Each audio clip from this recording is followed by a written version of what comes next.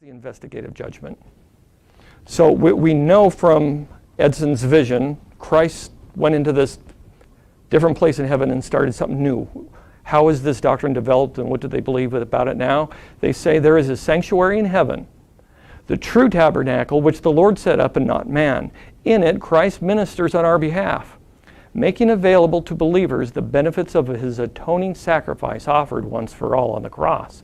He was inaugurated as our great high priest and began his intercessory ministry at this time of his ascension. So he dies here on earth. He begins after he ascends to heaven, now he's beginning his intercessory ministry for us. That's what happened at this point.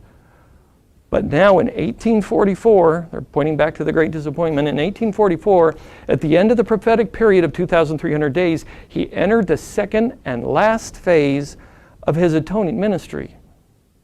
It is a work of investigative judgment, which is a part of the ultimate disposition of all sin, typified by the cleansing of the ancient Hebrew sanctuary on the Day of Atonement. Now, important thing to point out here is it says the last phase of his atoning ministry. So in 1844, he enters into this inner sanctuary in heaven and begins the last phase of his atoning ministry. Now, what does that mean for us? If he's still working through the atonement's not complete. If the atonement's not complete, there's no guarantee of forgiveness. There's no guarantee of salvation. There's no guarantee of where you're going to be after this life because he's still working through the last phase of this atoning ministry. And what's he going to do? His work is about the ultimate disposition of all sin. It's not taken care of solely on the cross. Something else has to be done in this inner sanctuary in heaven, and that's what he's working on. Continuing on with this, well, first of all, I divide this up to help us think through what they're saying. This investigative judgment that he's doing accomplishes two things for us, or for God, or you'll see for who in a minute. The investigative judgment reveals to heavenly intelligences, which, let me explain right there. Those are angels. Okay? Investigative judgment reveals to angels who among the dead are asleep in Christ, and therefore in him are deemed worthy to have part in this first resurrection. So the investigative judgment helps angels understand who's going to be resurrected. Okay, good. For the angels. They can know now. And the next part, it also makes manifest who among the living are abiding in Christ, keeping the commandments of God and the faith of Jesus, and in him, therefore, are ready for translation into the everlasting kingdom. So the first thing it does for us is it helps the angels know who's going to be resurrected. And the second thing, it helps the angels know who among the living are worthy also. And we might think in terms of rapture or whatever, translated the words that they use there. So this is going to help those angels know. Isn't that nice that the angels have a way to know? Why is this needed?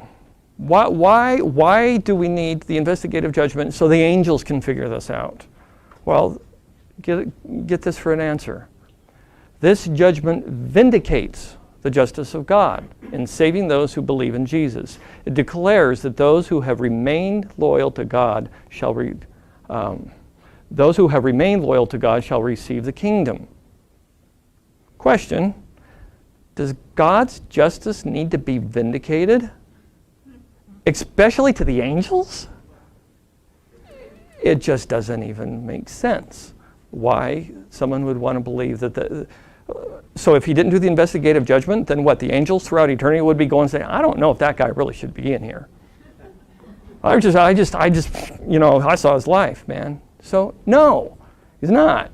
We don't need the justice of God to be vindicated. Last part here, the completion of this ministry of Christ will mark the close of human probation before the second advent. So when Jesus is finished with the investigative judgment, it's over.